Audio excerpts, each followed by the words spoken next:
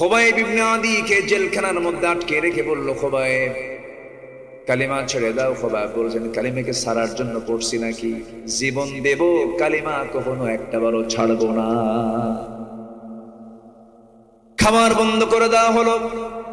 খাবার বন্ধ করলে কি হবে? আল্লাহ তাআলা তো নিজেই বলেছেন, বান্দার তাওয়াক্কুল যদি পাখির মতো হয়ে থাকে, রাসূল বলেছেন সেই বান্দাকে আল্লাহ পাখির মতো রিজিক দিবেন।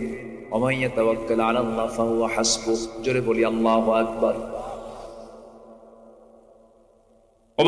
খুবাইব বললেন, আমার খাবারের কোনো প্রয়োজন নেই, আমার আল্লাহ আমার খাবার যোগান দিয়ে দিবেন। খাবার বন্ধ হলে কি হবে? 3টা মাস কোনো খাবার তার রুমে দেওয়া হয় নাই। প্রত্যেকটা বেলা আল্লাহ ফেরেশতা দিয়ে তার জন্য জান্নাতের আঙ্গুর পাঠাইয়া দিয়েছে। শেষ পর্যন্ত ফাঁসির মঞ্চে তাকে ঝুলে মারা হবে। চূড়ান্ত হয়ে গেল। খুবাইবকে তারা ফাঁসি